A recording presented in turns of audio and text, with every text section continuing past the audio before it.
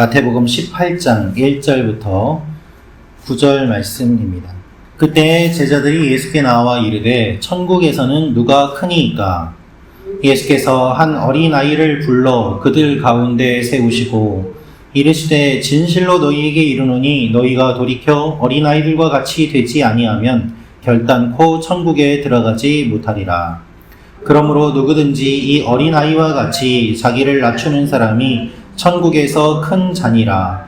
또 누구든지 내 이름으로 이런 어린아이 하나를 영접하면 곧 나를 영접함이니 누구든지 나를 믿는 이 작은 자 중 하나를 실족하게 하면 차라리 연자 맷돌이 그 목에 달려서 깊은 바다에 빠뜨려지는 것이 나으니라. 실족하게 하는 일들이 있음으로 말미암아 세상에 화가 있도다. 실족하게 하는 일이 없을 수는 없으나 실족하게 하는 그 사람에게는 화가 있도다. 만일 내 손이나 내 발이 너를 범죄하게 하거든 찍어내버리라. 장애인이나 다리 저는 자로 두 손이나 두 발을 가지고 영원한 불에 던져지는 것보다 나으니라. 같이 읽겠습니다. 시작. 만일 내 눈이 너를 범죄하게 하거든 빼어내버리라. 한 눈으로 영생에 들어가는 것이 두 눈을 가지고 지옥불에 던져지는 것보다 나으니라. 아멘. 오늘 말씀은 예수님께서 그 아들들이 세를 면할 것이다 라는 말씀을 하신 이후에 등장하는 본문입니다. 물고기의 입에서 성전새가 나왔고 그 뒤에 이어서 나오는 본문이 오늘 본문인데, 오늘 본문에서는 천국에서 누가 큰 사람입니까? 라고 물어보는 제자들의 질문이 나옵니다.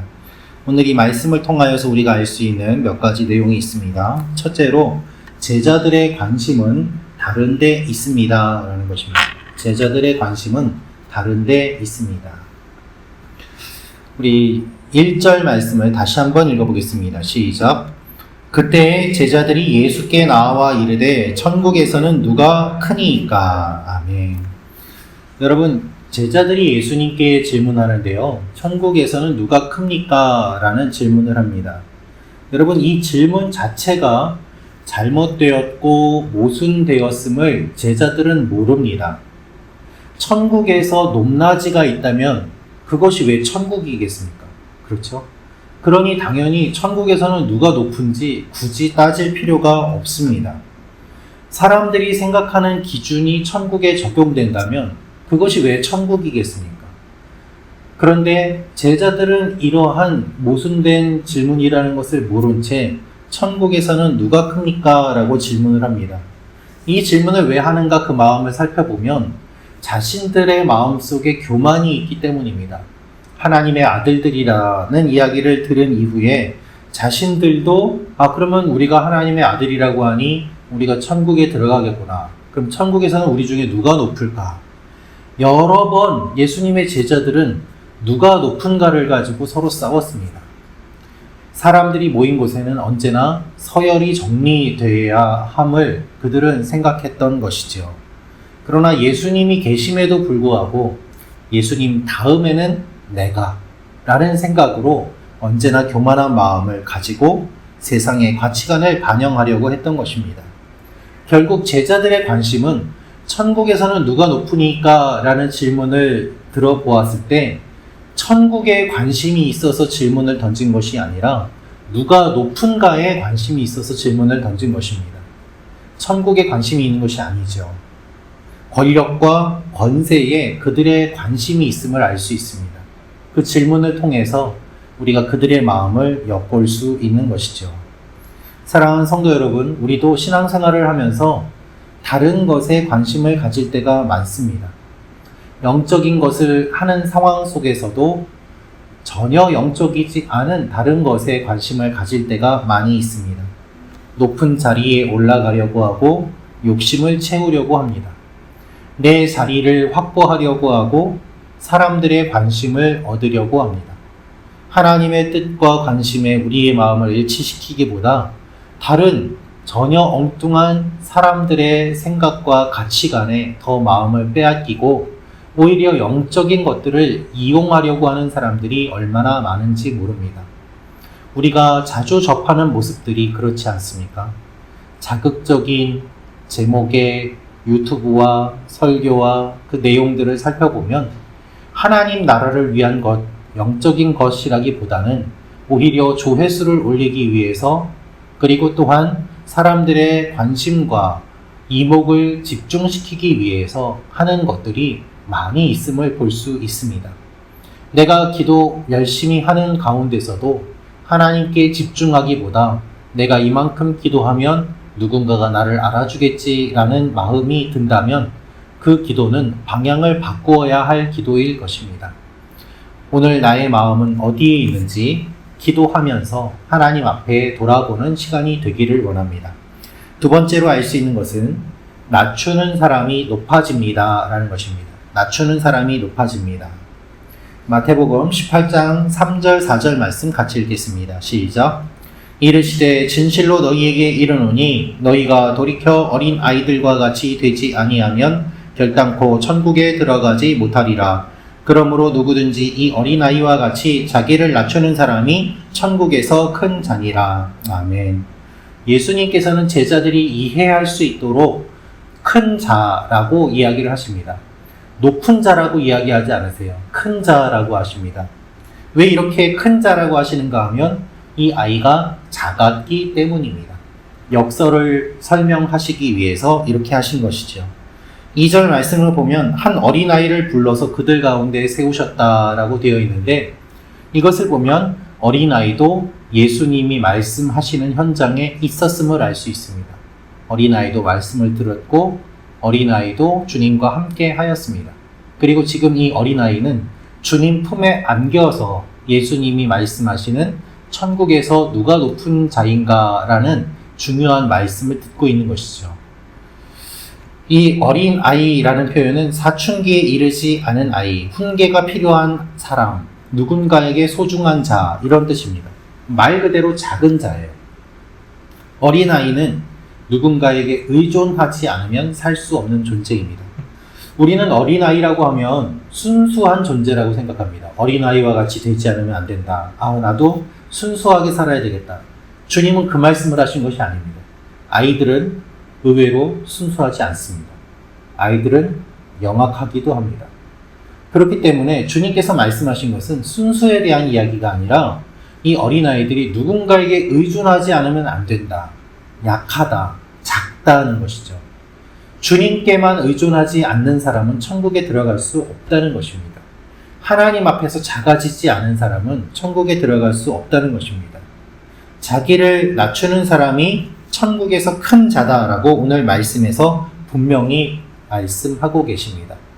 그렇기 때문에 순수함과 관계가 있는 것이 아니라 의존하고 낮추어야 천국에서 높은 존재라고 말씀하십니다.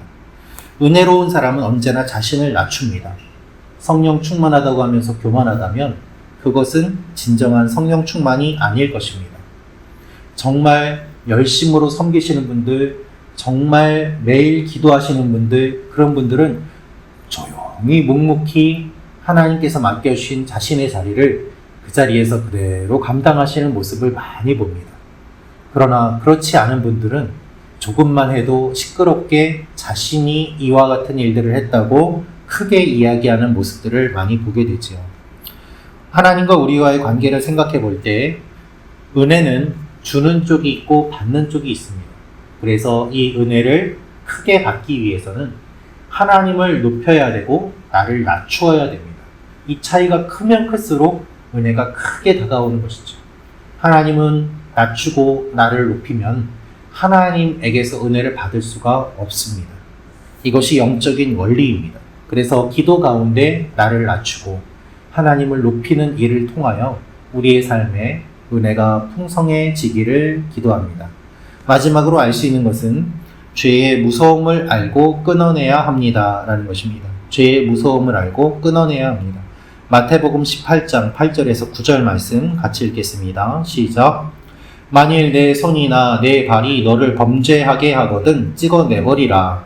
장애인이나 다리 저는 자로 영생에 들어가는 것이 두 손과 두 발을 가지고 영원한 불에 던져지는 것보다 나으니라. 만일 내 눈이 너를 범죄하게 하거든 떼어내버리라. 한 눈으로 영생에 들어가는 것이 두 눈을 가지고 지옥불에 던져지는 것보다 나으니라. 아멘. 예수님께서는 어린아이처럼 되지 않으면 하늘나라에 들어갈 수 없다라고 말씀하시면서 또한 어린아이를 실족시키면 안 된다라고 말씀하십니다. 연약한 사람들에게 범죄하게 한다면 그것은 잘못된 것이다. 그렇게 하면 안 된다라고 말씀하시고 세상의 유혹에 넘어가는 사람들에게 경고하십니다. 손과 발을 찍어내버리라는 말씀입니다. 매우 무서운 말씀처럼 들리고 극단적인 말씀처럼 들리지요. 여러분, 우리는 손과 눈과 발을 통해서 끊임없이 유혹을 받습니다. 그러면 우리는 모두 다 이걸 다 잘라내야 된다는 말씀입니까? 그렇지 않습니다. 주님의 말씀은 그만큼 죄의 무서움을 알라는 것입니다. 여러분, 내 위에 암이 걸렸다고 생각해 보십시오. 그러면 어떻게 해야 될까요? 위를 어느 정도 절제를 해서라도 떼어버리고 생명을 유지해야 되지 않습니까? 그것을 싫다고 그대로 내버려 두면 암이 정이되어서 온몸에 퍼질 수밖에 없습니다. 죄를 생각해 볼 때 그와 같은 모습이 있습니다. 적은 누룩이 온 땅에 퍼지는 것처럼 죄를 그대로 내버려 두면 그 죄는 계속해서 퍼져나가기 때문에 눈이나 손이나 발이 범죄하면 찍어내버리라는 주님의 말씀은 그만큼 죄를 무서워하고 경계하고 죄가 일어나지 않도록 그것을 정리하라는 말씀입니다. 이러한 각오로 하지 아니하면 우리가 죄를 지을 뿐만 아니라 다른 사람도 죄 짓게 만드는 일을 하게 되기 때문입니다.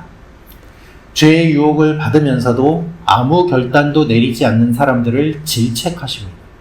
우리의 죄의 무서움을 알라고 주님 말씀하십니다.